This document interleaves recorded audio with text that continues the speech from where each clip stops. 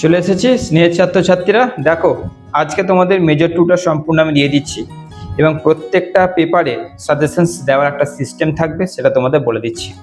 তোমাদের এই যে মেজর বাংলার 2 নম্বর পেপারটার আমি 6টা প্রশ্ন বলবো। 6টা প্রশ্নের মধ্যে 6টা প্রশ্ন করলে ওখান থেকে তো তুমি কমন পাচ্ছই, বাকি যে কোশ্চেন্সগুলো রয়েছে সেই সাজেশনসটা তুমি কোথায় পাবে এবং সেইগুলোও কিন্তু তোমাদের পড়তে হবে।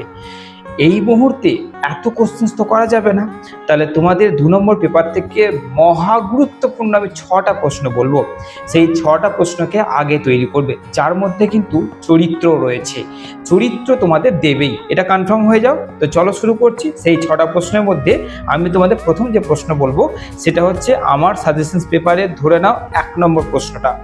1 নম্বর প্রশ্নে কি, লোকসাহিত্য ও সংস্কৃতির স্বরূপ, প্রকারভেদ, বৈশিষ্ট্য বা অঙ্গগুলি আলোচনা করো। এই কোশ্চেনটা হচ্ছে মহা গুরুত্বপূর্ণ 1 নম্বর। আচ্ছা, এরপরে কোশ্চেনটা আমার সাজেশনস পেপারে 4 নম্বর প্রশ্নটা।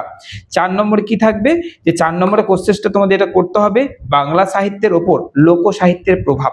বাংলা সাহিত্যের উপর লোক সাহিত্যের প্রভাব, এটা হচ্ছে 2 নম্বর। 6টা প্রশ্ন বললাম, 2টো হয়ে গেল। 3 নম্বর প্রশ্ন হচ্ছে 11 দাগের প্রশ্ন, যেটা হচ্ছে যে সমাজ জীবন বা সমাজ ভাবনা বা সমাজ চিত্র যেটাই হোক না কেন, ময়মনসিংহ মহুয়া গীতি কবিতায় চন্দ্রাবতী গীতিকায়, যেহেতু দেখো ব্যাপারটা বুঝছে যে এইখানটা কিন্তু একটাই উত্তর হবে, তাহলে সমাজ জীবন, সমাজ ভাবনা বা সমাজ চিত্র অনুসারে ময়মনসিংহ মহুয়া গীতি কবিতায় চন্দ্রাবতী গীতি কবিতায়, মানে কি এই যে কোশ্চেনটা আলোচনা করো, এইভাবে দেবে আর কি। এই কোশ্চেনটা প্রচন্ড গুরুত্বপূর্ণ। এরপরে হচ্ছে তোমাদের দেখো নেক্সট হচ্ছে তোমাদের 12 নম্বর প্রশ্ন, যে ময়মনসিংহ কবিতায় অবলম্বনে মহুয়া চরিত্রটি আলোচনা করো। এটা 4 নম্বর প্রশ্ন, আর 2টো বাকি আছে। সাবস্ক্রাইব করে নিয়েছো তো, এক্ষুনি করে নাও সাবস্ক্রাইবটা। দেখো, এই বোরিং কথা বলতে তো এখানে আসেনি যে সাবস্ক্রাইব করো এই করো, এখন তো সাবস্ক্রাইব করারও সময় নেই, এমন অবস্থা করে দিয়েছে আমাদের এই ইউনিভার্সিটি। আচ্ছা, এরপরে দেখো 13 নম্বর প্রশ্ন, যেটা করতে হবে তোমাদের, দ্বিজকানায় প্রণীত মহুয়া পালায় পালংসই এর চরিত্র আলোচনা করো। এটা 13 নম্বর প্রশ্ন রয়েছে।